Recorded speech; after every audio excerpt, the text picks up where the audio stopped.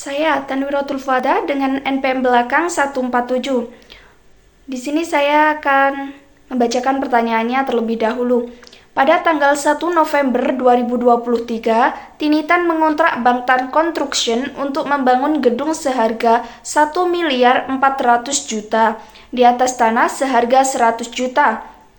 Dibeli dari kontraktor dan termasuk dalam pembayaran pertama. Salah melakukan pembayaran berikut kepada perusahaan konstruksi selama 2023. Yang pertama adalah 1 Januari 2023, Salah melakukan pembayaran sebanyak 210 juta, 1 Maret 2023 sebanyak 300 juta, 1 Mei 2023 sebanyak 540 juta, 31 Desember 2023 sebanyak 450 juta, dengan total semuanya adalah 1.500.000.000. Bangtan Construction menyelesaikan bangunan tersebut siap huni pada tanggal 31 Desember 2023. Tinitan memiliki utang berikut pada tanggal 31 Desember 2023.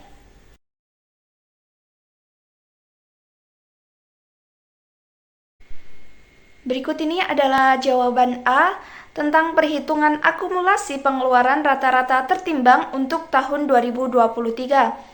Yaitu dengan pengeluaran pada 1 Januari 2023 dengan biaya gedung sebesar 210 juta, dengan jangka waktu 12 bulan, rata-rata tertimbangnya adalah 210 juta dikali 12/12 sama dengan 210 juta. Lalu untuk pengeluaran kedua yaitu pada 1 Maret 2023 dengan biaya gedung sebesar 300 juta dengan jangka waktu 10 bulan, rata-rata tertimbangnya adalah 300 juta dikali 10/12 sama dengan 250 juta. Lalu pengeluaran ketiga yaitu pada 1 Mei 2023 dengan biaya gedung sebesar 540 juta dengan jangka waktu 8 bulan. Rata-rata tertimbangnya adalah 540 juta dikali 8/12 sama dengan 360 juta rupiah. Lalu yang terakhir adalah pengeluaran pada 31 Desember 2023 dengan biaya gedung sebesar 450 juta dengan jangka waktu 0 bulan, menghasilkan rata-rata tertimbang 450 juta dikali 0 sama dengan 0. Lalu akumulasi pengeluaran rata-rata tertimbang untuk tahun 2023 ini sama dengan 210 juta ditambah 250 juta ditambah 360 juta ditambah 0 menghasilkan 820 juta rupiah.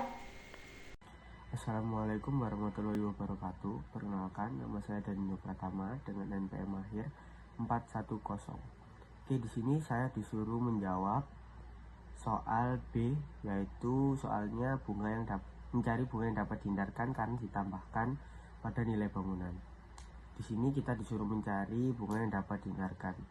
Oke, langsung aja ke jawabannya. Yang pertama kita membuat utang umum mencari, yaitu kita tulis Wesel dengan jumlah 550 juta dengan bunga 10%. Jadi total bunganya yaitu 55 juta. Dari 550 juta dikali 10% bunganya itu. Kemudian kedua, obligasi dengan jumlah 600 juta dan bunganya 12% dengan total bunga yaitu 72 juta. Dari 600 juta dikali 12%. Kita total dari Wesel dan obligasinya jumlahnya tadi. Jadi totalnya ada 1.150 juta dari 550 juta dikali 600 juta. 550 juta ditambah 600 juta. Kemudian bunganya kita total juga dari 55 juta ditambah 72 juta, hasilnya 127 juta. Selanjutnya kita akan mencari bunga umum. Bunga umum ini rumusnya yaitu total bunga dibagi total utang umum. Nah, kita sudah ketahui semua total bunganya ada 127 juta dan total utang umumnya ada 1.150 juta. Kita bagi, hasilnya ada 0,1104 34783. Kita bulatkan saja jadi 11,04%. Kemudian yang terakhir kita disuruh mencari bunga yang dapat dihindarkan. Yang pertama kita tulis jenis utang dengan utang konstruksi spesifik dengan jumlah digunakan yaitu 750 juta dari soal. Kemudian suku bunganya 15%, bunga spesifik juga dari soal. Kemudian bunga yang dapat dihindarkan yaitu 112.500. Dari 750 juta dikali 15 juta, hasilnya bunga yang dapat dihindarkan itu 112.500. Kemudian utang umum 70, jumlah yang digunakan 70 juta.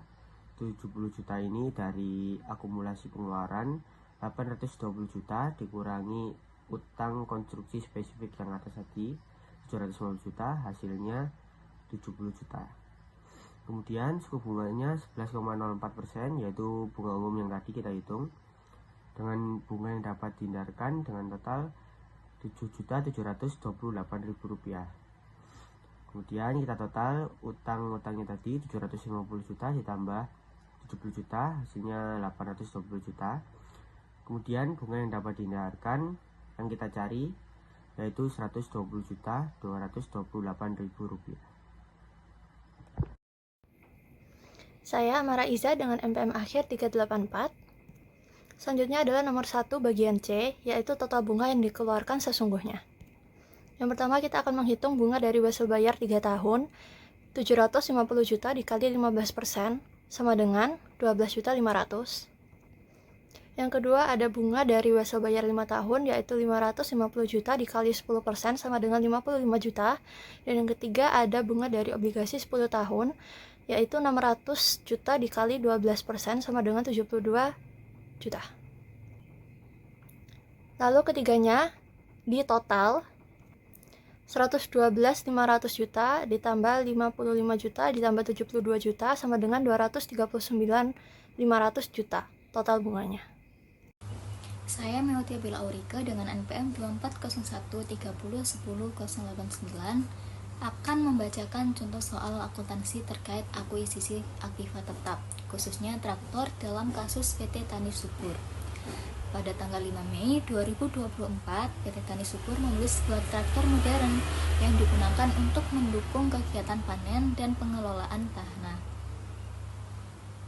Nah, dalam proses pembelian traktor, perusahaan mengeluarkan beberapa jenis biaya. Yang pertama, harga pembelian traktor sebesar Rp675 juta. Yang kedua, ongkos kirim ke lokasi sawah sebesar Rp18 juta. Yang ketiga, biaya asuransi selama pengiriman sebesar Rp7.500.000. Lalu ada juga biaya kalibrasi awal, yaitu Rp12 juta. Dan terakhir, biaya pelatihan operator sebesar Rp10 juta. Total semua biaya ini akan kita hitung untuk menentukan harga perolehan traktor. Dari keseluruhan jumlah biaya tersebut, PT Tani Subur membayar Rp300 juta secara tunai. Sisanya dibayar dengan menggunakan wesel bayar yang akan dilunasi selama 2 tahun, dengan cicilan atau angsuran yang dilakukan setiap 4 bulan. Selanjutnya, dari soal ini kita diminta untuk melakukan 3 hal. Yang pertama, menghitung total harga perolehan traktor. Yang kedua, membuat jurnal akuntansi untuk pencatatan perolehan traktor. Dan yang ketiga, membuat jurnal pencatatan angsuran wesel bayarnya. Assalamualaikum warahmatullahi wabarakatuh. Saya Wakil Diansan dengan NPM Airan 344 akan membacakan contoh soal disposisi 2B, yaitu PT Maju Terus membeli sebuah kendaraan pada tanggal 1 Januari 2020 dengan harga senilai Rp120 juta. Umur ekonomis kendaraan diperkirakan 4 tahun dengan nilai residu Rp0. Perusahaan menggunakan metode garis lurus atau straight line untuk penyusutan. Pada tanggal 1 Januari 2023, kendaraan tersebut dijual dengan harga sebagai berikut yang ada di bawah ini. Ada kasus A. Yang kasus A ini sebesar Rp60 juta. Kasus B ini Rp50 juta. Dan kasus C Rp40 juta. Pertanyaannya, yang pertama, hitung nilai buku kendaraan pada saat penjualan. Yang kedua, terbagi menjadi 3, yaitu membuat jurnal penjualan untuk masing-masing kasus. Yang pertama, A, jika kendaraan dijual sesuai nilai buku. B, jika kendaraan dijual di atas nilai buku. Dan C, jika kendaraan dijual di bawah nilai buku.